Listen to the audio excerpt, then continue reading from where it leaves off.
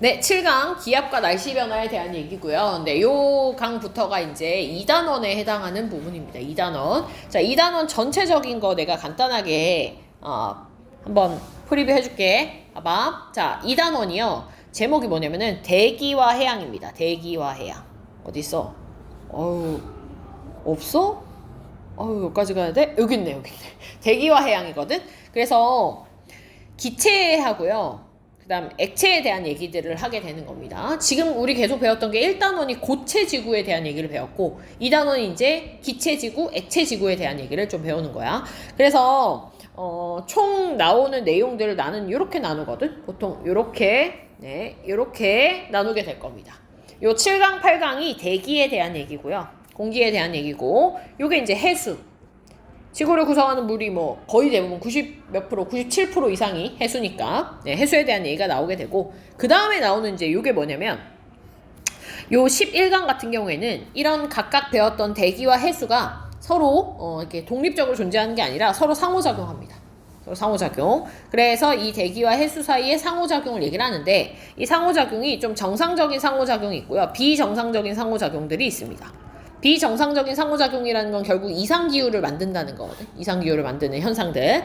정상적인 상호작용인 뭐 용승이라든지 침강이라든지 이런 것들에 대해서 배우게 될 거고 그 다음 비정상적인 상호작용 때문에 나타나는 이상기후들 엘니뇨라든지 라니냐 배웠다 통합과학대 그치? 엘니뇨 라니냐 자 엘니뇨 라니냐와 같은 비정상적인 이상기후에 대해서 통합과학에서 나왔었고요. 그 통합과학에서 배웠던 엘니뇨 라니냐에 대한 내용이 지금 여기에 완전히 똑같이 나옵니다. 내용 완전히 똑같고요. 문제만 살짝 어려워진 형태가 이제 지구과학에서의 엘니뇨 라니냐 파트야. 그 다음 이제 12강으로 가게 되면 이런 엘니뇨 라니냐와 같은 이상기후들 얘네들 왜 일어났는가 이런 기후변화의 원인에 대해서 12강에서 나오고요. 이 12강의 내용도 통합과학에 나옵니다. 네. 근데 이때는 막 이렇게 그림을 그리거나 통합과학에서는 막 되게 자세하게 들어가진 않았었거든. 근데 여기서는 이제 막 공전 궤도도 그림도 한번 그려보고 지구 자전축 각도도 막 바꿔보고 하면서 어떻게 지구에 영향을 받는지 뭐 이런 것들을 한번 자세하게 좀 볼 겁니다. 그래서 여기 지금 통합과학하고 연결된 부분을 좀 얘기를 해본다면 어디가 좀 연결이 되어져 있냐면요. 해수의 순환 파트에서 대기대 순환 파트가 좀 나와요. 너네 헤들리 순환, 페레 순환, 극순환 이런 거 통합과학에서 좀 배웠었잖아, 그지? 그 얘기가 이제 이 해수의 순환에서 나오고, 그다음 여기 대기와 해양의 상호작용에서 여기 엘니뇨 라니냐 파트가 통합과학에 나오고, 지구 기후 변화의 일부 파트가 또 통합과학에 나오게 될 겁니다. 조금 많이 반복이 좀 될 거예요. 됐죠? 네, 자 그럼 우리 7강의 기압과 날씨 변화 얘기를 한번 해봅시다. 자, 이 7강의 기압과 날씨 변화는요 중학교 내용입니다. 중학교 때 배웠던 내용. 기억이 좀 나니? 몇 년 안 됐잖아. 중학교 때 공부를 안 했어? 그랬어. 지금은 하지? 오케이, 지금 하면 됐어. 오케이, 지금 하면 됐어. 제가 중학교 때 나왔었던 내용들이 다시 반복이 됩니다. 다시 반복이 돼서 사실 나는 여기를 지구과학 1에서만 새롭게 나오는 부분만 원래 수업을 하고 원래는 수업 안 하거든? 넘어가거든? 복습해오라 하고 그러면 안 될 것 같아.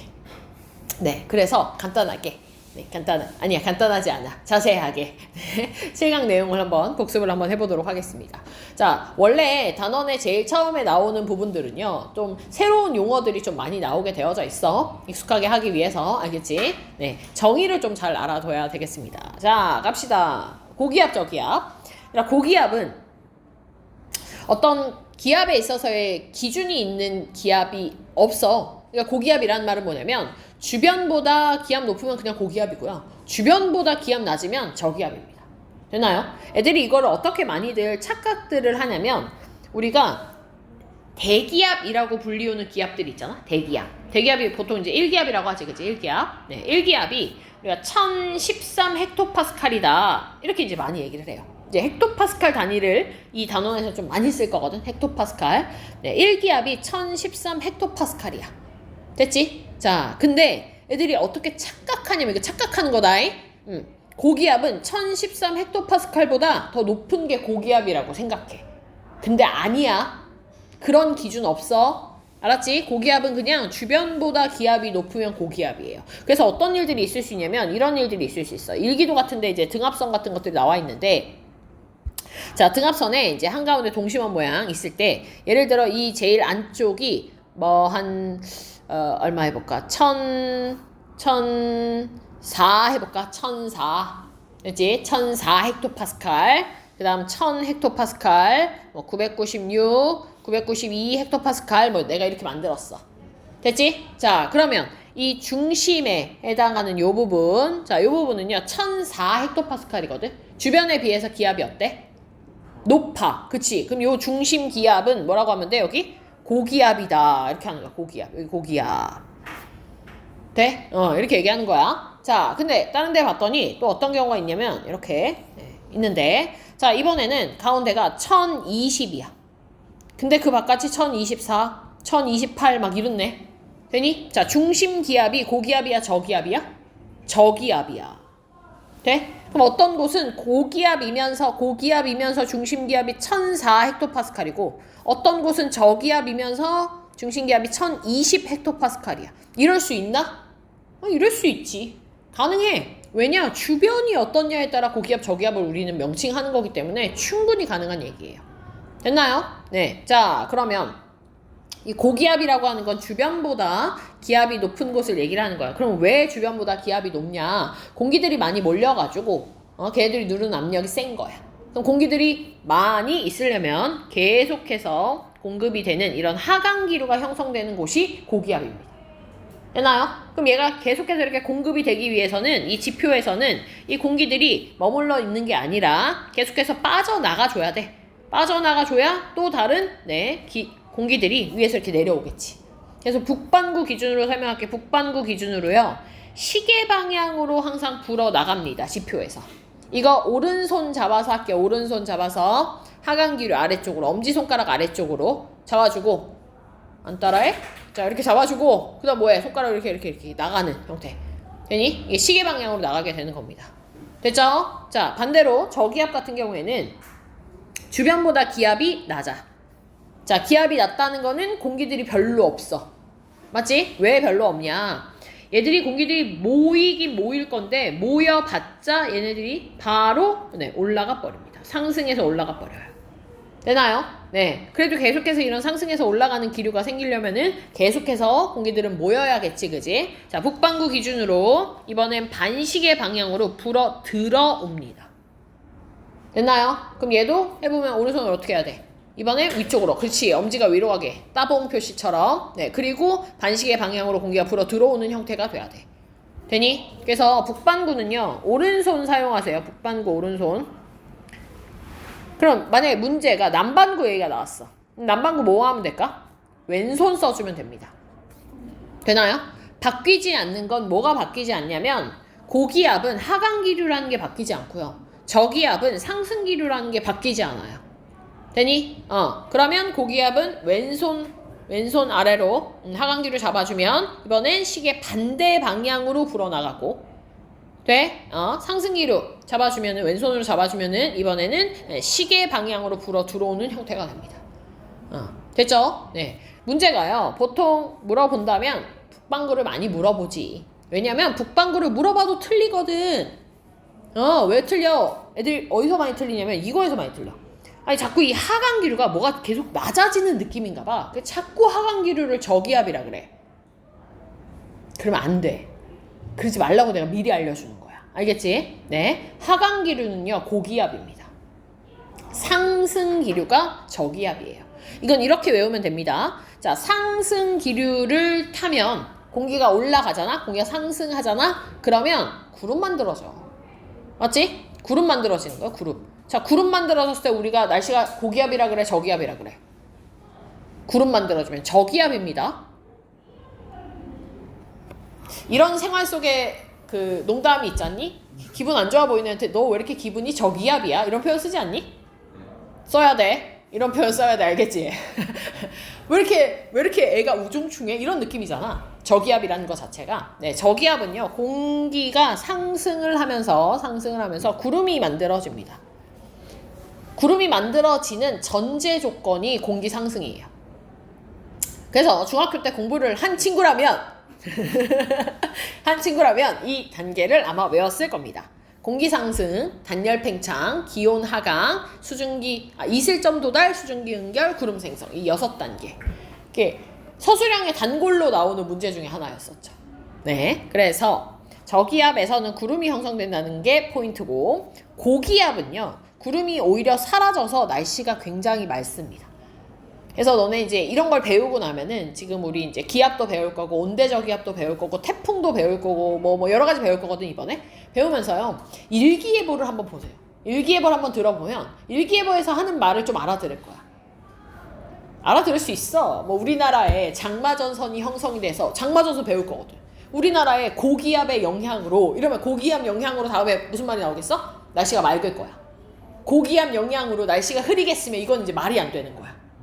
알겠지? 그래서 일기예보도 한번 알아들어 볼 수 있을 거야. 한번 배워보자. 자, 그래서 고기압은 하강기류, 날씨 맑다. 저기압은 상승기류, 구름 생성된다. 이렇게 생각을 해주면 되고요. 너네 그 바람 있지? 바람. 바람의 방향이 항상 어디서 어디로 불어가냐면 바람은 항상 고기압에서 저기압으로 바람이 붑니다.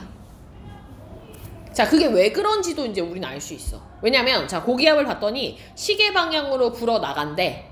자, 그럼 내가 이쪽에 고기압, 이쪽에 저기압을 표시를 해보면요. 고기압은 시계 방향으로 이렇게 불어 나가는 공기의 흐름이 만들어지거든? 저기압은 어때? 반시계 방향으로 이렇게 불어 들어오는 공기의 흐름이 만들어집니다. 되니? 그러면 공기가 불어 나간 게 어디로 쏙 들어가? 저기압으로 이렇게 쏙 들어가는 거야. 얘가. 그래서 바람은 항상 고에서 저로 불게 되어져 있어. 저기압에서 고기압 안 됩니다. 바람은 항상 고기압에서 저기압으로 분다. 이걸 좀 기억을 해줘야 돼. 됐지? 그리고 바람은요 항상 불어오는 쪽 기준으로 설명을 할 겁니다. 됐지? 그러니까 동서남북을 지금 이렇게 해준다면 되니? 요거 지금 이렇게 바람이 부는 거랑 똑같잖아? 맞아? 그럼 얘는 북서풍일까? 아니면 남동풍일까? 여기가 북이고 여기가 서고 여기가 남이고 여기가 동이잖아. 그지? 북서쪽에서부터 시작해서 남동쪽으로 지금 가고 있거든. 이거 북서풍이야 남동풍이야? 북서풍입니다. 바람은 항상 불어오는 쪽 기준으로 우리가 명명을 할 거예요. 알겠니? 네. 그러면 서풍 이러면 이거 어디서 불어오는 거야?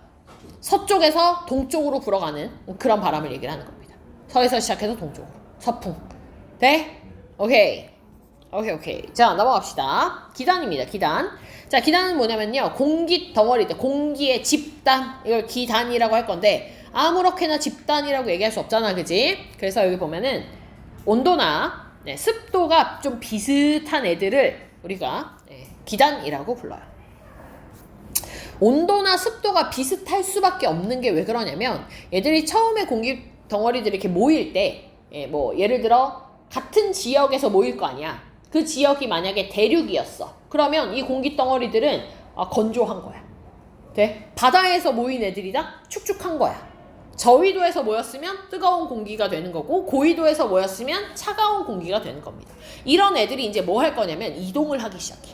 되니? 그래서 우리나라 쪽으로 오는 이런 기단들을 살펴보게 되면 야, 이거 오랜만에 보는 그림이지 않니?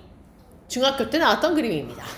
자, 그러면 요 각각의 지금 나와 있는 4개의 기단들의 성질을 한번 볼 건데 성격을 볼 때요. 일단 쉽게 할 수 있는 방법이 어떻게 할 수 있냐면요. 동서남북으로 좀 나눠보면 쉬워요. 자, 일단 이렇게 남북으로 나눠보겠습니다. 자, 남북으로 나눠봤을 때 우리나라 중위도기 때문에 북쪽에서 지금 내려오는 기단들, 즉 시베리아 기단이나 오호츠크의 기단 같은 얘네들은요. 다 추운 곳에서 오는 한랭한 성질을 가지고 있어요. 되니? 반대로 밑에서부터 저위도에서부터 올라가는 북태평양 기단이나 양쯔강 기단들 같은 경우에는 얘들은 좀 더운 성질을 가지고 있겠지. 근데 북태평양이 더 밑에서 올라오기 때문에 얘는 고온의 성질이라고 표현을 할 거고 양쯔강은 같은 중위도에서 옆으로 오는 온난의 성질을 가지고 있다. 이렇게 얘기를 할 겁니다. 뭔 차이냐고? 겁나 뜨거운 거랑 미지근한 거랑 그런 차이가 나지 않을까? 고온이랑 온난은 국어인데 고온이 훨씬 더 더운 겁니다. 저위도에서 오는. 네, 양쯔강은요 중국 쪽이니까 약간 이렇게 중위도 옆쪽에서 이렇게 오는 거거든. 그러니까 따뜻한 정도고 더운 거. 우리가 지금 엄청 덥잖아. 맞지? 아, 내가 오늘 시계를 두고 와가지고 이게 지금 몇 도인지를 모르겠지만 뭐 못해도 뭐 한 34도는 될 것 같아. 맞지, 그지? 네. 지금 우리가 며칠째 이렇게 엄청나게 더운 이유가 왜 그런 거냐면 얘 때문에 그래, 얘 때문에. 북태평양 기단. 이 북태평양 기단이 지금 막 내 계절이다 막 이러면서 우리나라 영향을 막 엄청 주는 거야. 그러니까 우리가 지금 폭염에 열대야에 막 이게 다 얘 때문에 그래. 북태평양 기단 때문에. 됐지? 자, 그 다음 이번에는 내가 이렇게 동서로 한번 나눠볼게. 자, 동서로 나누게 되면은요 우리나라를 기준으로 해서 서쪽 있지, 서쪽? 서쪽에 중국이 있어. 중국. 건조하겠지? 대륙이잖아. 그치? 응. 그래서 한랭 건조, 온난 건조라고 쓸 수 있고요. 그 다음 우리나라를 기준으로 동쪽은요 태평양 바다입니다. 태평양 바다. 축축해요. 한랭 다습, 고온 다습입니다. 됐나요? 네. 자, 여기다 기단 하나만 더 내가 표시를 좀 해볼게. 자, 이렇게 밑에서 이렇게 올라오는 기단이 하나가 더 있습니다. 이렇게 올라오는 기단 이름이요 적도 기단입니다. 적도 기단. 네, 이 적도 기단 밑에서 올라오니까 고온일 거고 밑에 태평양 쪽에서 올라오는 거라서 다습, 고온 다습의 성격을 가지고 있는 기단이 적도 기단입니다. 됐지? 자, 이 5가지의 기단들이요 우리나라에 동시에 영향을 미치지 않아. 동시에 영향을 미치지 않고 계절별로 영향을 미치는 기단들이 조금씩 다릅니다. 시베리아 기단 같은 경우에는 한랭 건조한 성격이 우리나라에 오는 게 겨울이겠죠, 겨울. 그래서 겨울에 세력이 센 형태가 이제 시베리아 기단이고요. 이제 이 시베리아 기단이 그 시베리아 대륙 쪽에서 엄청나게 강한 고기압의 형태로 딱 자리를 잡고 있어. 그리고 우리나라에 영향을 팍 주는 거야. 그럼 이제 우리나라는 한파 이런 거 있지, 그지? 눈 겁나 내리고 막 이런 거 있지, 그지? 그런 게 이제 이 시베리아 기단 때문에 나타나는 현상입니다. 겨울이고요, 겨울. 오호츠크의 기단은요, 적어 놓으세요. 초여름입니다, 초여름. 그러니까 아직 좀 한랭해. 근데 축축해. 초여름. 거기서 이제 넘어가는 이 북태평양 기단이 이제 한여름에 해당이 되는 거고. 자, 적도 기단도 고온 다습이거든. 얘는요 늦여름입니다. 늦여름. 양쯔강 기단 봄 가을. 이렇게 되는 겁니다. 됐죠? 내가 여기서 조금 특이한 거를 하나만 더 좀 알려줄게. 자, 너네가 알고 있는 장마 있지, 장마? 우리 얼마 전에 장마였잖아. 그지? 이번에 장마 때문에 우리나라가 피해를 좀 많이 받았죠? 인명피해도 꽤 많이 있었고, 그지? 맞지? 네. 이 장마가 왜 나타나는가? 왜 나타나냐면요 2가지 기단의 영향 때문에 그렇습니다. 하나가요 오호츠크의 기단이고요. 오호츠크의 기단과 북태평양 기단 때문에 생깁니다. 이거 알아둬야 돼. 오호츠크의 기단과 북태평양 기단이 만나가지고 세력이 너무너무 똑같은 거야. 그러니까 누구 하나가 세면 이렇게 얘가 이렇게 뭐 차가운 쪽으로 혹은 뜨거운 쪽으로 이렇게 이동을 할 텐데 이동하지 못하고 계속 그 자리에 머물면서 비를 쏟아냅니다. 그게 장마예요, 장마. 그래서 오호츠크 기단의 이런 찬 공기들과 북태평양 기단의 뜨거운 공기들, 뜨거운 공기가 만나가지고 장마 전선이라는 걸 형성을 하게 되고, 그 장마 전선에 보통 북쪽에 비가 좀 많이 내리게 됩니다. 되나요? 네. 우리나라가 그래서 장마가 오게 되면은 보통 장마 전선이 뭐 이렇게 생기거나 이렇게 되거든? 아니면 뭐 얘네들 이렇게 오니까 뭐 이렇게 생기거나. 되니? 그럼 보통 이렇게 북쪽에 이렇게 비가 오면은요. 대구는 비가 별로 안 오는데 위쪽 지방은 비가 오고 뭐 이런 경우들이 좀 많았어. 근데 이번 장마는 어땠냐면 이번 장마는 거의 전국에 비가 다 내렸거든? 그게 약간 이렇게 비스듬하게 생겼대. 이번에 생긴 게. 그러니까 우리나라에 비가 다 오는 거야. 북쪽에 원래 강수구역이 형성이 되거든. 그래서 이렇게 피해가 그래서 컸다고 합니다. 그리고 너무 지금 더운 상태여가지고. 자, 이 장마는요, 언제 많이 오게 되냐면, 초여름. 되니? 그래서 7월 한 중순 전입니다. 7월 초부터 시작해서 7월 한 정말 최대로 가봐야 7월 말 정도까지. 그래서 우리나라도 기상청에서 장마가 끝났다라고 공식적으로 선언을 한 거는 7월 26일인가 25일인가 이제 장마는 끝났어. 그지? 그럼 지금부터 이제 그 이후에 비가 오는 거는요 장마가 아닙니다. 태풍이죠. 태풍은 그러면 언제 오느냐? 자, 태풍은요. 자, 태풍은 누구 때문에 오냐면 적도기단 때문에 옵니다. 적도기단. 여기 밑에서 올라오는. 그래서 늦여름이라고 표현했어. 그래서 태풍은요. 보통 이제 언제쯤 오냐 봤을 때 한 8월 빠르면 8월 초. 우리나라에 영향을 주는 태풍들은 8월 중순에서 뭐 늦으면 8월 말까지도 옵니다. 되나요? 네. 태풍 올 거라는데? 태풍 올 거래. 학교 빠지셨? 8월 8일인가? 뭐 그쯤 온다는데? 네. 뭐 학교 안 빠질걸요? 네. 그렇게 심하지 않을걸요? 네. 네. 우리가 이번 이거 7강 뒤에 보게 되면 이제 8강에 태풍에 대한 얘기가 또 나오거든? 태풍을 좀 이번엔 좀 자세하게 또 배우게 됩니다. 중학교 때 배웠던 거는 간단하게 배웠고. 그래서 그때도 태풍 얘기가 한 번 더 나올 겁니다. 됐죠? 그래서 장마랑 태풍, 요걸 좀 구분할 수 있어야 돼. 완전히 다른 거야. 관여하는 기단이 완전 달라요. 네, 장마랑 태풍, 그 얘기를 했습니다. 됐니? 네, 넘어가겠습니다.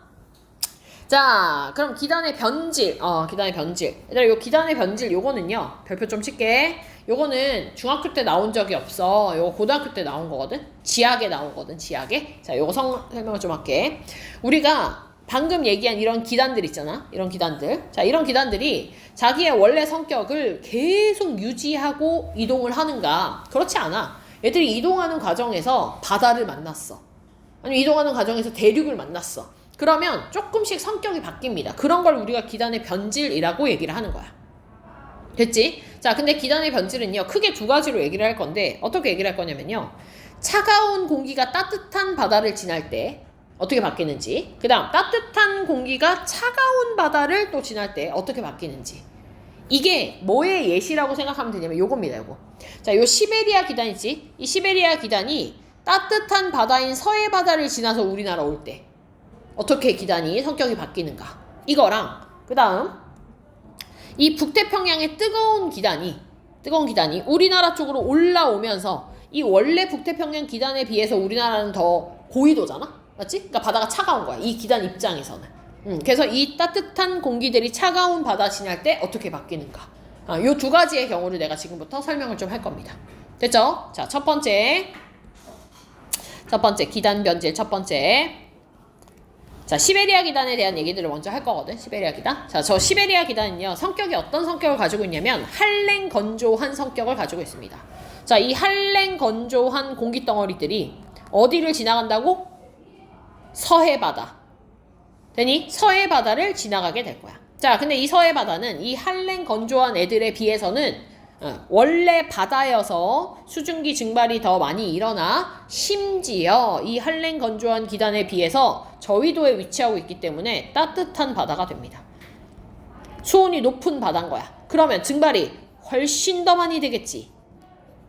얘가 이렇게 이제 증발이 되는 거야. 그래서 이 한랭 건조한 기단들이요, 이렇게 쭉 밑으로 내려오면서 이 아래쪽 부분이 여기가 이제 따뜻한 바다에 의해서 가열이 됩니다. 가열.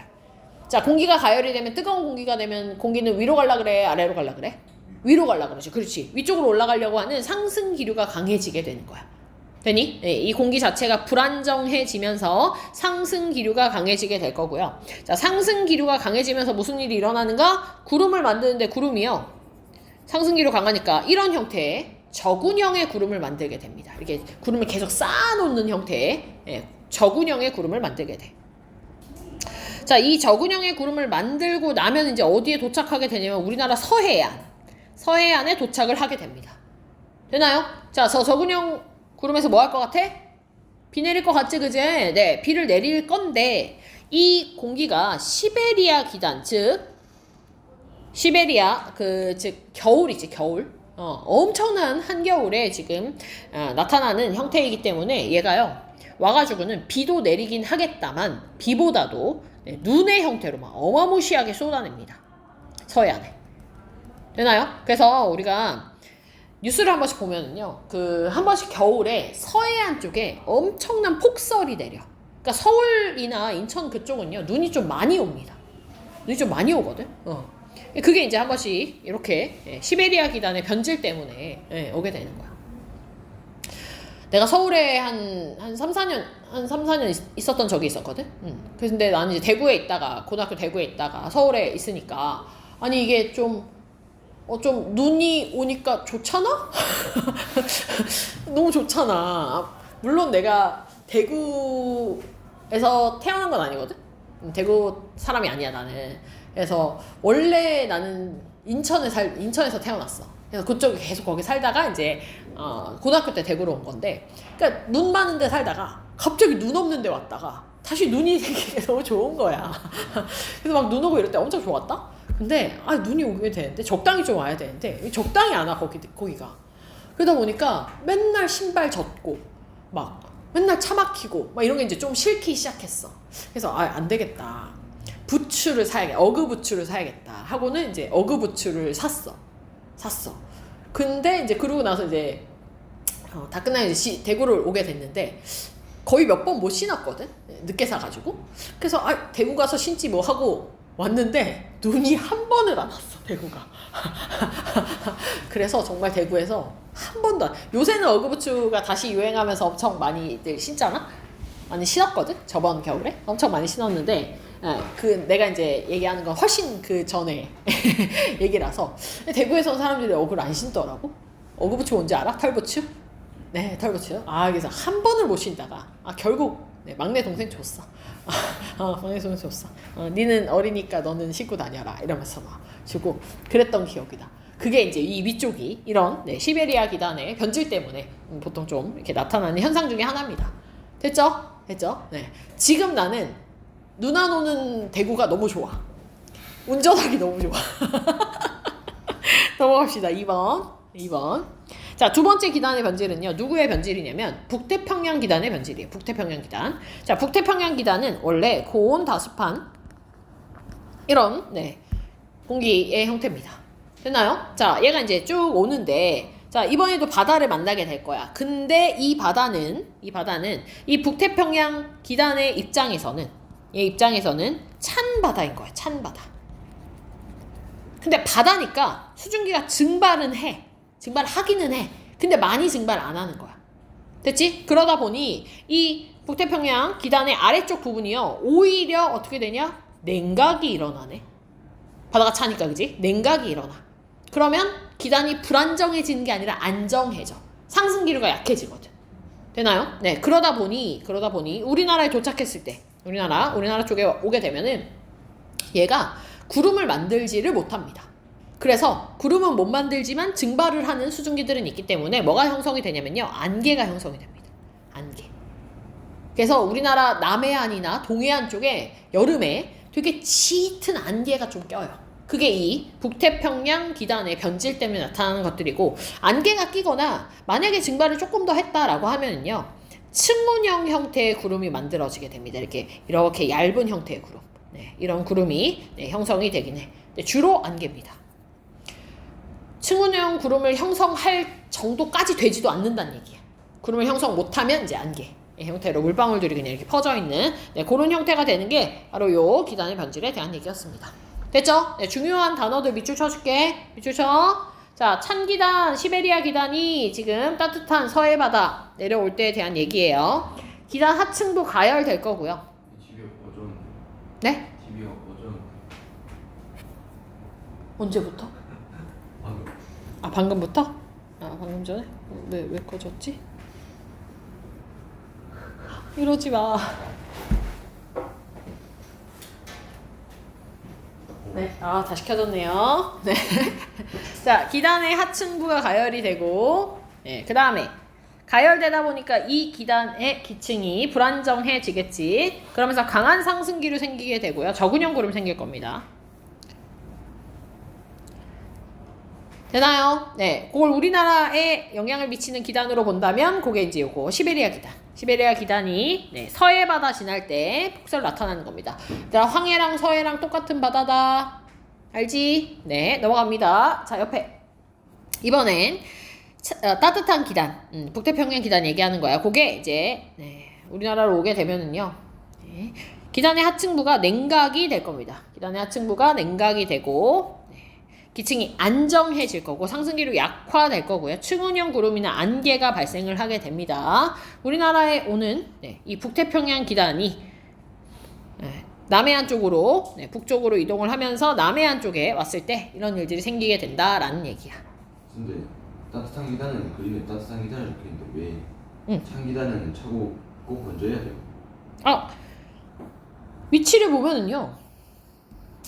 시베리아 기단은 위치 자체가 대륙에서 오는 애야.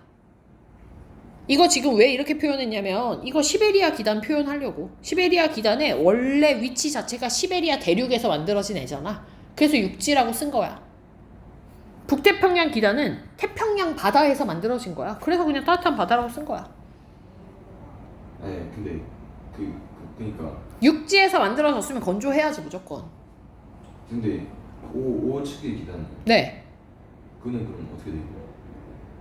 오츠크의 기단은요. 우리나라 쪽으로 내려오면서 기단의 변질로 설명을 하지 않아요.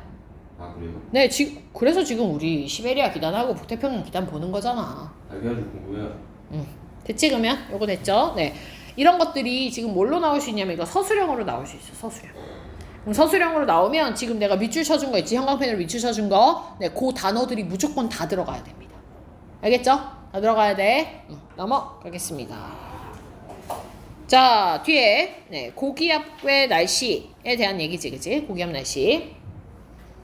얘들아, 이 정체성 고기압, 이동성 고기압이라는 용어만 좀 얘기를 좀 할 건데요.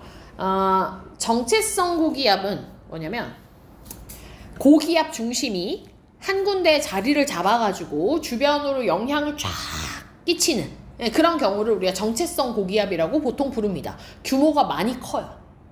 그래서 대표적인 예가 아까 얘기한 북태평양 고기압, 시베리아 고기압 같은 애들이야. 그러니까 시베리아 고기압이 시베리아 대륙에서 정체성 고기압의 형태로 고기압이 되어서 주변으로 영향을 쫙 주면 우리나라 추운 거야. 그 주변 다 추운 거야.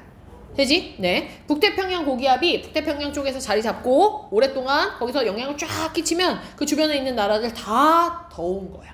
네? 이런 게 정체성 고기압이고요. 이동성 고기압은 이런 정체성 고기압에서 이렇게 좀 이렇게 떨어져 나온 규모가 작은 고기압들을 얘기를 합니다. 왔다 갔다 이동할 수 있어요. 근데 이동성 고기압만 있는 것도 아니고 이동성 저기압도 있거든. 근데 이동성 고기압과 저기압들이 군데 위치하게 되면은 그런 것들이 위치한 나라들은 어떻게 될 수 있냐면 날씨가 맑았다 흐렸다 할 수 있다는 거야. 고기압은 날씨 맑고 저기압은 날씨 흐리니까. 되나요? 네, 그래서 표현이 그렇다는 거고요. 자, 일기도를 보는 게 더 중요합니다. 일기도. 자, 일기도가 지금 여름철 일기도, 겨울철, 봄, 가을철이 나와져 있어, 그지? 자, 요런 것들을 요걸 안 알려줘. 이게 어떤 계절인지를 안 알려주고 너네한테 찾으라 그래. 그지? 그럼 제일 눈에 띄는 건 누구냐면 얘입니다. 왜냐면 다른 애들은 뭔가 뭐 이렇게 큼지막한 애들이 한두 개씩밖에 없는데 얘들은 막 보여? 엄청 많거든. 그리고 또 좀 규모도 좀 작아 보입니다. 맞나요? 네, 요런 애들이 봄, 가을에 형성이 되는 아까 얘기한 그 이동성 고기압과 저기압으로 형성되어져 있는 형태야. 됐지? 그럼 딱 그림 보자마자 고기압과 저기압이 개수가 많아? 이건 봄, 가을이네. 이렇게 생각하면 돼. 됐지? 그리고 문제에 나올 때요. 빈도수로 따지면요. 봄, 가을철은 뭐 빈도수가 그렇게 많지 않아요. 네, 여름과 겨울에 일기도가 훨씬 더 시험에 많이 나옵니다. 자, 그럼 얘네들은 이제 어떻게 구분하면 되는가? 자, 일단 겨울철 일기도에서는요. 정체성 고기압, 즉 시베리아 고기압 찾아야 됩니다. 어디 있겠어? 시베리아 대륙 쪽에 있겠지. 되니? 네, 요거 찾으세요. 요거 시베리아 고기압입니다. 자, 여름철 일기도는요. 북태평양 고기압 찾아야 됩니다. 북태평양 고기압 여기 있지, 그지? 여기 북태평양 고기압. 그래서 문제에서 어떻게 주냐면요. 문제에서 다음은 1월 혹은 7월의 일기도에 대한 기압 배치도이다. 뭐 이런 걸 줘. 돼? 그리고 어디가 고기압인지 저기압인지가 여기 표현이 되어져 있어. 됐지? 그러면 우리가 그걸 보고 만약에 시베리아 대륙 쪽에 고기압이 있으면 이거 1월이래. 되니? 만약에 북태평양 쪽에 고기압이 있으면 이거 7월달 기압 배치도네. 이렇게 찾아내면 됩니다. 됐죠? 네. 자, 또 하나 해줄게. 우리가 바람이 항상 고에서 저로 분다고 했었지? 고에서 저로 분다고 했었어. 되나요?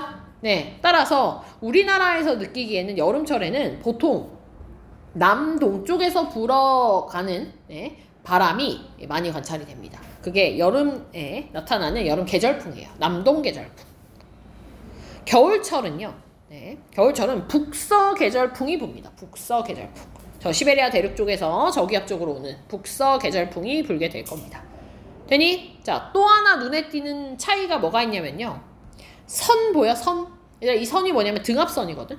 등압선이요. 등압선의 간격이 확연히 다르죠. 되니? 등압선 간격이 하나는 되게 빽빽해. 겨울이 빽빽하지, 그지? 자, 이 등압선 간격이 조밀하다, 빽빽하다라는 뜻은요. 풍속이 굉장히 강하다는 겁니다. 바람 세게 분다라는 의미야.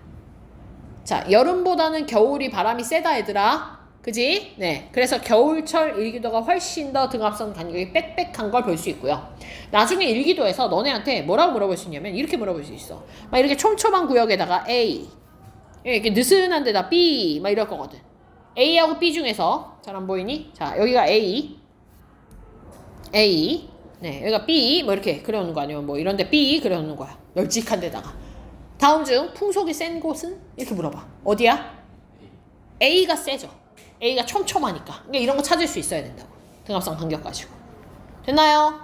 네, 넘어가겠습니다. 자, 기상, 위성, 영상이라는 게 있습니다. 이거는 우리 5분 쉬었다가 합시다.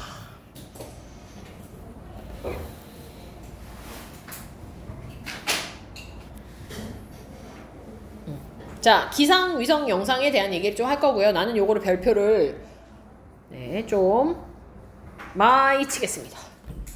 별표를 좀 쳤네요. 자, 그 중에서도 여기 가시영상과 적외영상이라고 불리우는 기상, 위성, 영상이 좀 중요합니다. 레이더보다는. 요 내용은요, 그 중학교 때나 통합과학에 나오지 않았고 지구과학에 처음 나오는 내용입니다. 별로 어렵지 않아요. 너네가 많이 익숙한 영상이거든. 자, 요거 한번 볼게. 얘들아, 요런 영상 본 적 있지? TV에서 일기예보할 때 많이 나오는 영상이죠. 자, 이런 영상을 봤을 때 우리가 가시광선을 사용해서 봤냐 혹은 적외선을 사용해서 봤냐에 따라 가시 영상과 적외 영상으로 나뉘어집니다. 됐나요? 그럼 왜 나누냐? 가시 영상으로 봤을 때 나타나는 정보와 적외 영상으로 봤을 때 나타나는 정보가 아예 달라. 이게 좀 비슷해 보이잖아, 그치? 구름 꼈네? 이게 다가 아니란 얘기야, 정보가. 이거보다 조금 더 깊은 정보를 가지고 있는데 그 정보가 각각 다 달라요. 자, 그럼 어떤 차이가 있나 한번 볼게. 이 가시 영상은 방금 얘기했듯이 가시광선을 이용을 해가지고 우리가 확인을 하는 영상입니다. 그러다 보니 우리가 보통 가시광선이라고 하는 건 이런 백열등이나 이런 전등을 통해서 물체를 볼 수 있는 그런 형태들의 가시광선이라고 하는 거잖아. 저 위에 저 위쪽에 인위적인 이런 전등 같은 거 없을 거 아니야. 그치? 그러니까 우리가 이런 지도에서 이런 가시 영상으로 보기 위해서는 반드시 누가 필요하다는 얘기냐면요. 햇빛이 필요하다는 얘기입니다. 즉 가시 영상은 낮에만 우리가 확인이 가능합니다. 낮에만 관측할 수 있어요. 햇빛이 있을 때만. 근데 적외 영상은요. 적외선을 사용을 하고 적외선은요. 낮밤 상관이 없습니다.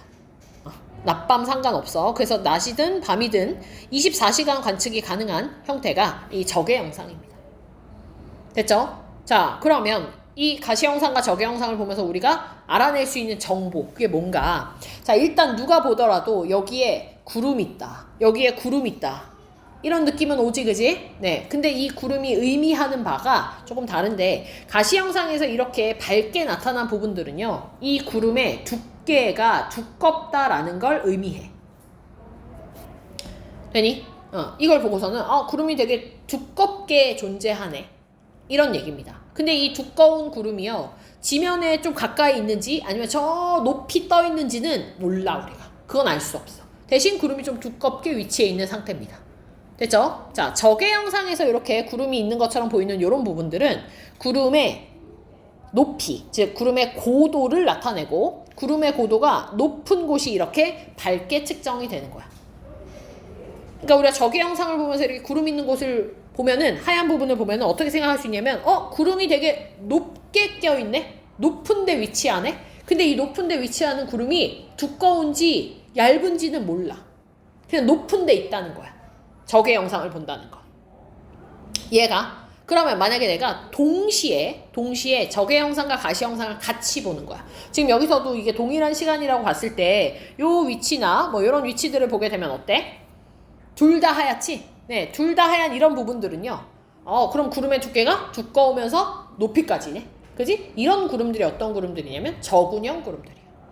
되니? 그러니까 동시에 이렇게 밝을 경우에나 저군형 구름이라고 얘기할 수 있지, 뭐 하나 밝다고 저군형 구름이다라고 얘기하면 안 됩니다. 됐죠? 자, 근데 내가 조금 더 가볼게. 내가 적의 형상에서 얘기할 게 조금 더 있는데, 이 적의 형상에서 구름의 고도가 높다라는 말을 다른 식으로 어떻게 표현을 하냐면요, 이렇게 표현을 합니다. 그 구름의 온도가 어떻다라고 표현할 수 있거든. 자, 고도가 높아. 구름의 온도가 높을까 낮을까? 낮아요. 구름의 온도가 낮아요. 이거는 뭘로 생각해야 되냐면, 우리 그 기권에서 이 그래프 기억하니? 대륙권, 성층권, 중간권, 열권 했었던 그 그래프 얘기하는 거거든? 그 중에 대륙권을 보게 되면, 요 대륙권 같은 경우에는 위로 올라가면 올라갈수록 온도가 더 낮아집니다. 되나요? 왜냐면 지표에서부터 방출한 지구 복사 에너지가 위쪽으로 올라가면서 에너지가 대기나 뭐 구름 같은 거에 흡수됐기 때문에 에너지의 양이 줄어들어서 온도가 낮아져. 돼? 돼? 그러면 요 대륙권 내에서 이런 기상현상, 눈, 비, 구름 이런 거 만들어지는 거니까, 자, 이 구름의 고도가 높다라는 얘기는 구름의 온도가 낮다는 얘기예요. 낮다. 돼? 낮다는 얘기고요. 자, 이 구름의 온도가 낮다라고 표현하면 되게 쉬울 거를 문제에서는 뭐라고 너네한테 물어보냐면, 이 구름이 방출하는 적외선의 세기는 어떠냐 이렇게 물어봐. 돼? 얘들아, 내가 지금 얘기한 구름이 방출한 적외선의 세기, 이게 뭐냐면 결국 구름의 온도랑 같은 값이야. 어때야 돼? 얘가? 약하다는 얘기입니다. 돼? 그럼 이게 와닿지가 않거든? 하얘. 그럼 보통 우리가 되게 에너지 세게 방출할 것 같잖아. 근데 아니라고. 하얀 부분은요, 구름의 고도가 높은 곳이고 거기는 온도가 낮기 때문에 적외선 방출 세기가 약하다는 겁니다. 많이 낚이겠지? 주의해야겠지, 그지? 적으세요. 많이 나옵니다. 문제로.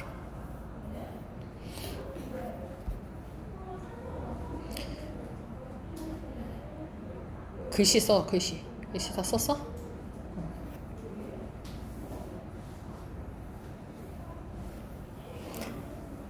그래서 구름 고도에서 막바로 적외선 세기로 가면 헷갈릴 수 있으니까 구름 세기에서 온도를 한번 생각했다가 적외선 방출 세기로 가세요. 됐죠? 네. 자, 가시 형상 얘기도 좀 잠깐 하겠습니다. 자, 구름의 두께가 두꺼우면 왜 저렇게 밝게 표현을 하는가? 이것도 한번 얘기를 해본다면, 자, 구름의 두께가 되게 두꺼우면은 햇빛이 비쳤을 때 그 햇빛이 구름을 뚫고 들어가기가 힘들어. 맞지? 그 얘기는 반사가 잘 된다는 얘기야. 되나요? 네. 얘들아, 빛이요, 반사된 빛들이 모이면 흰색을 나타내지, 그지? 모두 다 모조리 흡수하면 검은색이잖아. 맞지? 네, 빛이 많이 반사될수록 하얗게 보입니다. 그래서 우리가 이렇게 흰색으로 표시한 것도 있어. 되지? 그럼 이 구름의 두께가 두껍다라고 하는 거는 태양빛, 햇빛의 반사도가 크다. 반사 많이 한다. 라는 뜻입니다. 요거는 그렇게 문제가 많이 나오진 않았어요.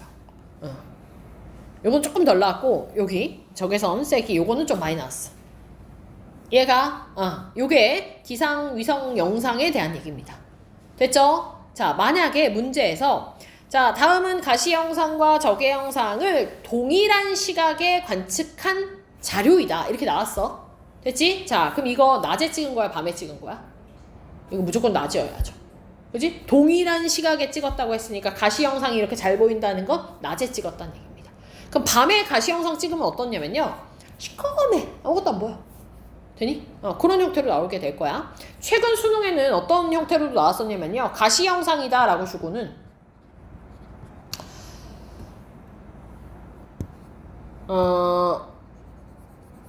서쪽이 시커매. 동쪽은 막 구름이 보여. 되니? 그러면 햇빛이 어느 쪽에 있다? 동쪽에 있다. 무슨 얘기야? 이제 막 해가 뜨기 시작하는 일출의 시점이 되는 거고요. 반대로, 네, 동쪽이 새까매. 서쪽이 좀 밝아. 이 얘기는 뭐야? 일모레 시점이 되는 거지. 됐니? 이런 식으로 물어본 적도 있었습니다. 됐지? 네. 넘어갑시다. 자, 밑에 기상 레이더 같은 경우에는요. 우리가 구름이 꼈다고 해서 그 구름이 낀 지역이 모조리 다 무조건 비가 온다는 아니거든. 맞지? 네, 모조리 다 비가 온다가 아니라 그 안에 물방울들이 얼마나 있는가, 물방울들이 얼마나 있는가, 이걸 가지고서는 비가 온다 안 온다 이런 식으로 이제 표시를 합니다. 이거는요, 너네 기상청 이거 이렇게 모바일로 홈페이지만 들어가도 앞으로의 예측 물방울의 양이라든지 어떻게 이동한다든지 이런 것도 되게 많이 쉽게 볼 수 있습니다. 이런 걸 누가 보겠나 싶잖아, 그지? 생각보다 많은 사람들이 이용하고 있어. 나도 종종 이용해, 자주 이용해. 어떨 때 이용하냐면 나는 야구를 굉장히 좋아하지. 갑자기 이제 휴강이 되거나 갑자기 수업이 없어져서 평일 저녁에 시간이 생겼다. 그럼 무조건 라팍으로 가지. 경기가 있는 날. 근데 내가 꼭 야구를 보러 갈 때쯤 되면 비가 그렇게 온다. 비가 올 막 예보가 막 떠. 그럼 사람들이 이 기상 레이더 영상을 갖다가 이렇게 이제 야구 보려고 하는 사람들 이렇게 그런 막 네이버 카페 이런 데 있잖아, 그지? 그런 카페에다가 과연 오늘 비가 오면 우천 취소가 될까요? 막 이런 이제 질문글이 올라오면 사람들이 이런 위성 레이더를 캡처해가지고 몇 시까지는 올 예정인데 몇 시부터는 안 온다는 거를 이 자료를 올려. 대단하지 않니? 일상생활에 굉장히 도움이 많이 되는 자료들이다. 네, 시험에는 기상 레이더에 대한 얘기는 나온 적은 없습니다. 시험엔 나온 적은 없어요. 됐지? 다만 차이는 알고 있어. 기상 위성 영상과 레이더 영상의 차이는요, 구름 꼈다고 무조건 비 온다는 건 아니라는 거. 그래서 물방울의 수를 확인하기 위해선 레이더를 다시 확인해 줘야 된다는 겁니다. 됐죠? 넘어갑니다. 자, 온대저기압입니다. 온대저기압. 네, 이 7강에서 조금 시험 빈출되는 부분이 어디냐라고 한다면요, 무조건 온대저기압 요 부분입니다. 요 부분. 됐죠? 그래서 요 온대저기압 파트는 굉장히 중요한 형태가 될 거고요. 지금 온대저기압을 갖다 설명하기 전에 전선이라는 거에 대해서 미리 좀 먼저 설명을 좀 해야 돼서 전선 얘기를 좀 잠깐만 먼저 하고 그 다음에 온대저기압 얘기를 좀 하겠습니다. 자, 전선은 일단 뭐냐면 전선은 성질이 다른 두 공기가 만나잖아? 그럼 얘들아 이게 싹 섞일 것 같잖아? 근데 안 섞여. 안 섞이고 어떻게 되냐면요, 찬 공기가 이렇게 오고 뜨거운 공기가 이렇게 오잖아, 그지? 뜨거운 공기가 이렇게 오게 되면은 이 뜨거운 공기는 찬 공기보다는 좀 더 가벼운 밀도가 작은 형태이기 때문에 위쪽으로 이렇게 올라가려고 하고요, 찬 공기는 이렇게 아래쪽으로 이렇게 내려가려고 합니다. 그러면서 얘네들 사이에 뭐가 생기냐면 경계면이 생기게 돼. 맞닿는 면 중에서 경계면이 생기게 돼. 그런 걸 우리가 전선면이라고 부릅니다. 되나요? 그림으로 본다면, 자, 여기서 지금 요 면 보이니? 요게 전선면이야. 네? 자, 근데 사실 우리는요, 사람들은 전선면은 별로 관심이 없어. 이거 때문에 뭐 이렇게 날씨가 확확 변하고 이런 건 좀 아니거든? 이거를 갖다가 어디에 표시를 해줘야 되냐면 이 경계면이 지면과 맞닿는 부분, 이 부분, 요걸 갖다가 선을 그어주고 이걸 전선이라고 할 거야. 그리고 우리는 이 전선이 좀 더 우리한테 도움이 많이 되기 때문에 전선을 지금부터 일기도에 표시할 거고 이 전선을 공부를 할 겁니다. 됐나요? 잘 봐. 이 전선이 내가 사람을 2명을 세울 건데 여기에 사람 1명 세우고 여기 1명 세울 거야. 됐지? 네, 전선을 이렇게 세우게 되면은요, 이 전선을 기준으로 해서 이쪽에 있는 1번 사람은 비가 엄청 오거든? 근데 2번 사람은 비가 안 와. 심지어 날씨가 따뜻해. 되니? 기온이 높고 날씨가 맑아. 전선을 기준으로 이렇게 달라질 수 있다는 얘기입니다. 근데 전선면을 기준으로 하면, 자, 1번 사람과 내가 여기 3번 사람 해볼까? 3번 사람? 네, 이 3번 사람은요, 전선면이 지금 동시에 같이 있잖아. 근데 한 명은 비 오고 한 명은 또 비가 안 와. 그러니까 전선면으로 뭘 얘기할 순 없어. 전선으로 얘기를 하는 거야. 기준이 전선이 될 거야. 자, 전선은요, 총 종류가 4가지로 우리 표현할 수 있습니다. 한랭전선, 온난전선, 그 다음 정체전선, 회색전선 표현할 수 있는데요. 일단 한랭과 온난전선을 먼저 묶어서 얘들 성격이 좀 반대되는 게 많거든? 이걸 먼저 정리를 하고 그 다음에 이제 추가적으로 정체랑 회색 얘기를 좀 하겠습니다. 자, 한랭전선, 온난전선 같은 이런 전선들은 아까 얘기했지만 성질이 서로 다른 공기들이 만날 때라고 했어. 됐지? 자, 그 한랭전선을 보게 되면요. 한랭전선은 찬 공기와 뜨거운 공기가 만나는데, 얘들아 이때 만날 때 방향을 좀 볼게. 여기 봐. 칠번 봐. 찬 공기가 앞으로 가고 있고 따뜻한 공기도 앞으로 가고 있었는데 주인공 누구냐면요. 찬 공기가 주인공입니다. 찬 공기. 되나요? 찬 공기가 뜨거운 공기 만나자마자 확 파고들어. 뜨거운 공기 밑으로 찬 공기가. 되니? 자, 찬 공기가 밑으로 확 파고드니까 뜨거운 공기가 밀려서 위로 굉장히 빠른 속도로 상승을 하게 됩니다. 됐나요? 네. 찬 공기가 이렇게 파고들지 않았다면 얘 이렇게 올라가지 않았을 거야. 그게 주인공 찬 공기라는 거야. 알겠지? 네. 그러다 보니 뜨거운 공기 상승했어? 뭐 하겠니? 구름 만들어지겠죠. 심지어 굉장히 빠른 속도로 상승을 했기 때문에 강한 상승 작용 때문에 저군형 구름 만들어집니다. 됐죠? 그리고 또 봐봐. 자, 주인공이 찬 공기였기 때문에 전선을 표현할 때 찬 공기의 이동 방향 쪽으로 이렇게 기호를 표시를 해줄 겁니다. 되나요? 이 세모가 찬 공기의 이동 방향을 표시해 준다고 생각하면 돼. 알겠지? 그러면 전선의 앞이다 뒤다라고 얘기할 수 있는 이런 명칭들이 여기가 앞이 되는 거고 여기가 뒤가 되는 거야. 전선의 앞뒤. 되나요? 이동 방향에 대해서. 돼? 이렇게 얘기하는 이유는 뭐냐면 비가 어디에 오는지 설명을 좀 해주려고. 자, 비는요 항상 한랭전선 뒷부분에 비가 오게 됩니다. 왜냐? 한랭전선 뒷부분에 저군형 형태의 구름이 만들어지거든. 강한 상승작용 때문에. 되나요? 이게 한랭전선에 대한 얘기예요. 됐지? 됐지? 자, 보면은 찬 공기라서 이동속도 좀 빠른 편이고요. 그 다음 전선의 기울기가 굉장히 급한 편입니다. 이 전선면의 기울기 굉장히 급한 편이야. 저군형 구름 만들어지는데 어디 만들어지냐면 전선 뒤쪽에 굉장히 좁은 범위에 저군형 구름 자체가 좁지 그지? 좁은 범위에 만들어지기 때문에 그 전선 뒤쪽에 소나기 내릴 겁니다. 소나기. 밑줄 치세요. 이거 너무 중요합니다. 자, 그리고 한랭전선이 지나가기 전과 후의 상황을 비교를 한번 해볼게. 자, 지나가기 전 상황을 내가 사람을 여기다 한번 그려볼게. 됐지? 이 사람은 아직 한랭전선이 지나가기 전이지? 전선 앞에 있는 사람이니까. 자, 시간이 지나서 전선이 이 사람을 지나가게 되면 이렇게 될 거야. 돼? 전선의 뒤쪽에 위치하게 되겠지? 그걸 내가 전선을 옮기지 말고 사람을 한번 옮겨볼게. 여기다 그냥. 됐지? 그럼 이제 전선 뒤가 됐네. 되나요? 자, 원래 앞쪽에 있었던 지나가기 전의 사람은요. 따뜻한 공기 주변에 있었습니다. 근데 전선이 지나가고 난 후를 보니까 이제 찬 공기가 자기를 둘러싸고 있지? 기온 어떻게 됐겠어? 낮아졌습니다. 그래서 찬 공기가 이동한 거니까 하강했습니다. 자, 기온이 떨어지면 기압은 어떻게 되냐면 상승하거든? 이거 왜 그러냐면 찬 공기가 무겁잖아. 그지? 이게 많이 이렇게 누른다면 압력이 크단 말이야. 되니? 그래서 기압은 올라가는 거야. 높아지는 거야. 알겠어? 기온과 기압은 항상 이렇게 반대로 갈 겁니다. 기억하세요. 자, 풍향은 나중에 얘기하겠습니다. 이따가. 됐지? 자, 이번엔 온난전선 갈게. 자, 온난전선은 주인공 누구냐면요. 따뜻한 공기가 주인공입니다. 자, 따뜻한 공기가 앞쪽으로 가고 있었어. 그지? 찬 공기도 앞쪽으로 가고 있었어요.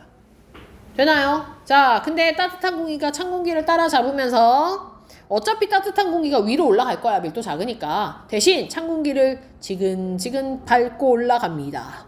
되나요? 확 파고들고 이런 거 없어. 그냥 밟고 올라가는 거야. 그래서 전선면의 기울기가 완만해요. 됐나요? 완만합니다. 자, 보면은 전선의 이동 속도는 따뜻한 공기 좀 느린 편이고요. 일단 완만한 전선면을 가지고 있어. 그러다 보니 공기의 상승이 좀 약하기 때문에 구름이 좀 이렇게 저군형처럼 높게 생기는 게 아니라 옆으로 넓게 퍼지면서 생기는 층운형이 생겨요. 층운형. 저군형의 구름 모양은 이렇고요. 층운형의 구름 모양은 이렇게 옆으로 퍼지는 겁니다. 그러니까 비가 오더라도 얘는 여기에 오고 얘는 여기에 오는 거야. 돼? 대신 여기에 막 많이 오진 않겠지. 층운형 같은 경우에는 조금 오는 거야. 자, 그래서 전선의 앞쪽에 넓은 범위의 지속적인 비. 얘들아, 지속적인 비라는 의미가 이슬비 이런 거 얘기하는 겁니다. 지속적으로 막 퍼붓는 비 이런 거 아니야. 부슬부슬 내리는 그런 적은 양의 비를 얘기를 하는 거고요. 자, 전선 앞쪽이라는 표현을 보게 되면은, 자, 이번엔 전선이 이렇게 그려지면서 따뜻한 공기가 앞쪽으로 이동하니까 이렇게 반원 표시를 해줘. 이게 온난전선의 기호거든. 그러면 어디가 앞이냐면 이쪽이 앞이 되겠지. 이동 방향을 따져보면 이쪽이 뒤가 될 거고요. 그래서 비가 이번엔 전선 앞쪽에 비가 이렇게 내리게 될 겁니다. 되나요? 네, 전선 앞쪽 비. 이거 앞인지 뒤인지 외워야 된다. 그래서 온난전선 이응하고 앞쪽 이응 외워. 그럼 한랭전선은 자동으로 뒤쪽인 거 되겠지, 그지? 반대라고 생각하고. 자, 그 다음. 이번에 전선이 지나가기 전인 사람을 그려보면 여기가 전이고요. 여기가 후입니다. 됐나요? 전선이 지나가기 전인 사람은 비가 이미 내리고 있네. 그지? 그리고 심지어 어디에 있어? 찬 공기 사이에 있었어. 찬 공기 사이에. 자, 여기 사람, 이게 이게 지나간 후, 이렇게 되는 거야. 찬 공기에 있었다가 지나가고 나면서 따뜻한 공기 쪽으로 왔기 때문에 기온이 높아지고 반대로 기압은 낮아지게 되는 겁니다. 됐나요? 네, 요거 빈칸 만들면 다 쓸 수 있어야 됩니다. 한랭하고 온난하고. 자, 그 다음 정체전선, 폐색전선도 볼게요. 자, 정체전선, 폐색전선도 다 뭐냐면은 성질이 다른 두 공기들이 이제 부딪히는 겁니다. 자, 정체전선 아까 얘기를 좀 잠깐 했었어. 정체전선의 가장 대표적인 얘가 장마전선이거든. 되니? 세력이 비슷한 애들끼리 계속 부딪히고 있는 거야. 되니? 이걸 정체전선이라고 부르는 거야. 아까 한랭이나 온난 같은 경우에는요, 세력이 센 애들이 하나가 있는 거야. 찬 공기가 세든 뜨거운 공기가 세든 주인공이 있는 거지. 근데 정체전선은 그런 게 없어. 그냥 계속 부딪히고 있는 거야. 되니? 부딪히고 있는데 그 주변에 계속해서 비를 쏟아내겠지, 그지? 그게 정체전선, 장마전선에 대한 얘기였습니다. 자, 장마전선 밑에다 적어볼까요? 우리나라에 영향 주는 이 장마전선은 무슨 기단과 무슨 기단이 만났었지?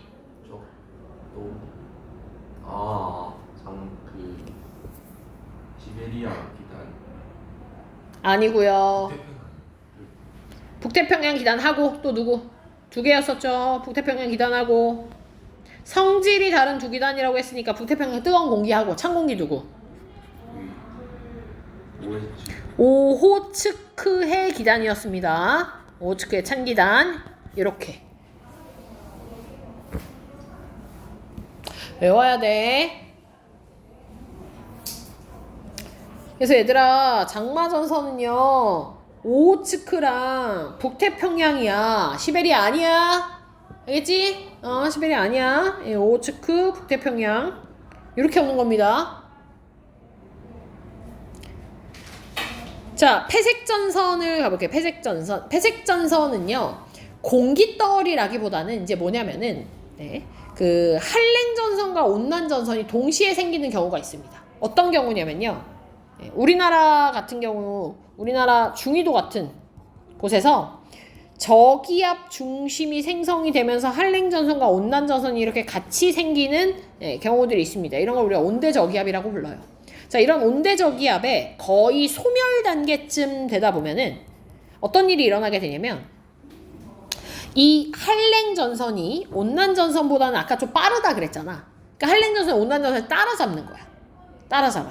그래서 온난전선이 이렇게 있는 상태에서 한랭전선이 그걸 따라잡다 보니까 어떻게 되냐면, 따라잡아서 이렇게 살짝 이런 형태. 뭔 말인지 알아? 이해돼? 그림 이해돼? 그림? 한랭전선이 온난전선을 따라잡는 거야. 온난전선 천천히 가고 얘는 빨리 가니까. 되나요? 그래서 이렇게 겹쳐지는 부분이 생기거든요. 이 겹쳐지는 부분을 우리가 폐색전선이라고 합니다. 그래서 한랭과 온난전선이 겹쳐지는 곳을 얘기를 할 거고요. 이 폐색전선의 특징은 뭐냐면 앞뒤로 비가 어마무시하게 많이 온다는 게 특징입니다. 저 빗금친 게 다 강수구역이에요. 비 오는 곳. 원래는 한랭전선이 이렇게 뒤에 조금 비 오고 온난전선이 앞쪽에 이렇게 넓게 비 오고 이랬잖아. 강수구역이 이랬거든. 근데 폐색전선이 형성이 되면요, 그 주변에 비가 엄청 실이 다 많이 옵니다. 되나요? 그리고 어떨 때 이런 폐색전선이 형성이 되냐면 그 온대저기압이 소멸될 때, 온대저기압이 소멸하는 과정에서 생성이 많이 된다. 그래서 비를 엄청나게 퍼붓고 없어진다. 이게 이제 폐색전선입니다.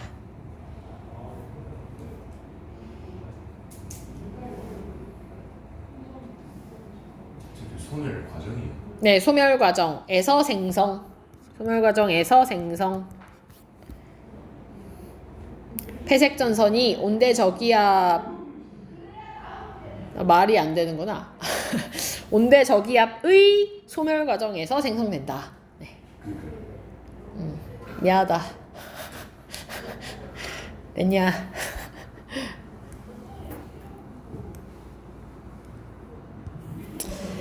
자, 가겠습니다. 이제 온대 저기압 갑시다. 온대 저기압. 자, 온대 저기압은요. 온대 지역에서 생성되는 저기압 중심을 온대 저기압이라고 부를 겁니다. 온대 지역이라고 하는 거는 중위도 지역을 얘기를 할 거예요. 중위도 지역. 중위도라고 하면 우리가 위도 30도에서 60도 사이를 보통 얘기를 하지, 그지? 자, 근데 옆에다 필기 좀 할게. 이 온대 저기압이 잘 발생하는 위도는요. 위도는 60도입니다. 위도 60도 근처에서 잘 발생합니다. 60도 근처에서. 자, 이건 이유가 좀 있거든. 왜 60도 근처에서 잘 발생하는가? 이거는요. 자, 어디다 그릴까? 여기다 그려봐야겠다. 자, 내가 지구를 그려보면 지구를 이제 이렇게 그릴 수 있겠지, 그지? 그 다음에 여기 적도가 있을 거고, 네, 0도, 30도, 60도, 90도. 30, 60, 90. 네, 이렇게 있을 겁니다. 됐죠? 자, 우리가 통합과학에서 뭐 배웠냐면 대기대순환 배웠거든, 대기대순환. 24시간 365일 내내 부는 바람. 그래서 0에서 30 사이에서는 이렇게 북동무역풍이 불고 30에서 60 사이에서는 편서풍이 불고 그 다음 다시 60에서 90은 극동풍이 분다고 얘기를 해. 우리나라 어디 있어? 우리나라 30에서 60 사이에 있거든? 그러니까 우리나라는 편서풍의 영향을 받는 지대에 있는 거야. 됐지? 자, 그런데 이 위도 60도 부분을 보게 되면은요, 어떤 특징이 좀 있냐면 아래쪽에서는 뜨거운 공기 올라오고 위에서는 찬 공기 내려오는 만남의 광장이요. 됐니?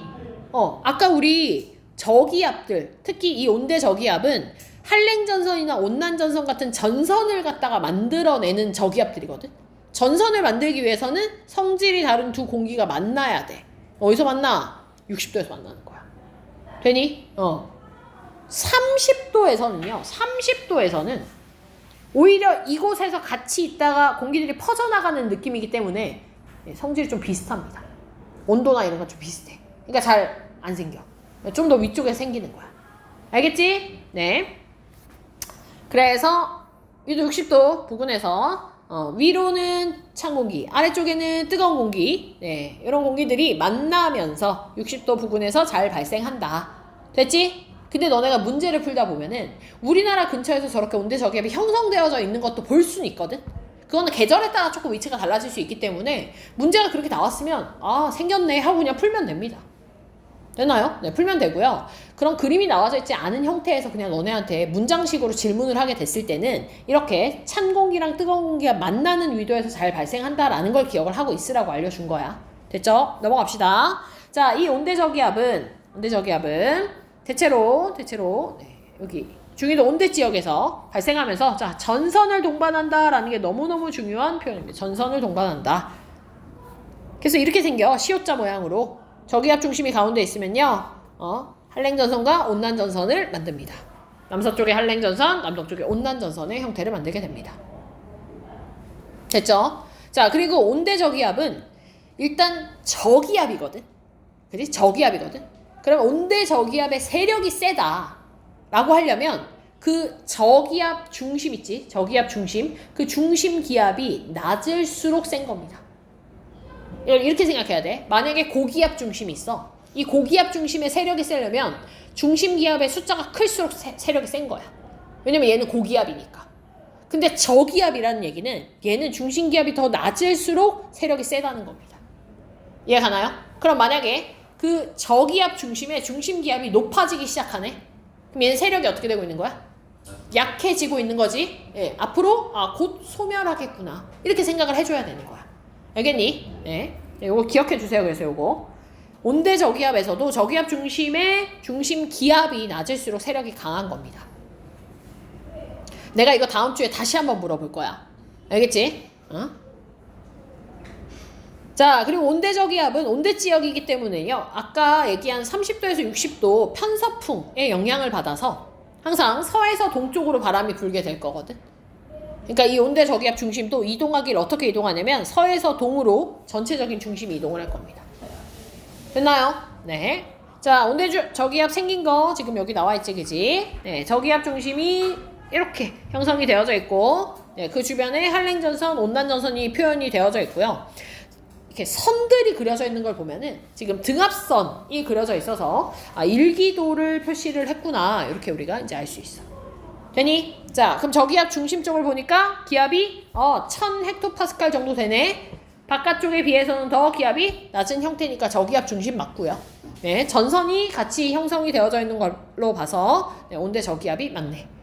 되냐? 되냐? 네. 이 온대 저기압 중심이요. 여기에 계속 지속적으로 머무는 게 아니라 시간이 지나면은 편서풍의 영향을 받아서 이쪽으로 이동하고 다시 또 이쪽으로 더 이동하고 더 이동하고 되니? 그러면서 이렇게 폐색 전선 만들면서 소멸한다라는 뜻인 거야. 이해가지? 자, 우리는 이 중에서 이 온대 저기압이 최대로 가장 발달했을 때, 성숙했을 때의 상황을 보는 겁니다. 됐나요? 자, 내가 A, B, C, D에다가 사람을 세워놓고 여기서 지금 어떤 형태의 기후들이, 날씨들이 나타나고 있는지를 좀 볼게. 자, 표현을 우리가 위에서 일기도에서는 이렇게 하지만 요거를 뚝 잘라가지고 옆에 단면으로 표시를 하면은요. 아까 한랭전선 같은 경우에는 찬 공기 파고든다고 했었지. 요거 한랭전선 파고든다고 그 단면이 표시가 되어져 있고 옆에 빨간색의 온난전선도요. 온난전선도 따뜻한 공기가 이렇게 찬 공기 타고 올라가는 게 단면으로 표시가 되어져 있습니다. 내가 A, B, C 여기다가 그대로 한번 써볼게. 너네도 써봐. 여기가 D, 여기가 C, 여기가 B, 여기가 뭐 A. A는 뭐 여기 해도 되겠다. 강수구역에 일단 포함을 시켜야겠다. A 이렇게 되는 겁니다. A. 네. 강수리가 아닌 거 아니야? 아, 이거 구름 지역이구나. 아, 이거 못 봤다. 미안, 여기가 A네, 그러면.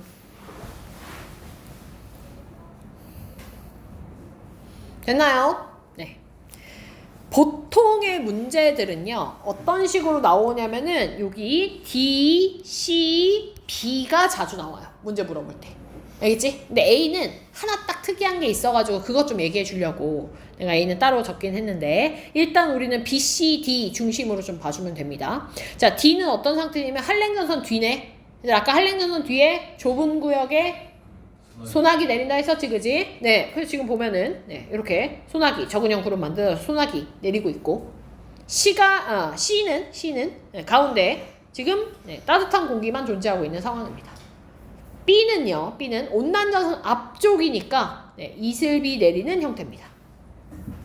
얘들아, 시간이 지나면 어떤 형태로 바뀔 거냐면요. 시간이 지나게 되면 이제 이 한랭전선이 C 쪽으로 이렇게 올 거고 돼? 그 다음 온난전선 더 앞으로 갔기 때문에 이렇게 얘가 그러면 A하고 B 구간이 이번엔 이제 날씨가 맑아지면서 따뜻한 공기가 존재하게 될 거고 C가 이제 비가 내리겠네. 소나기가.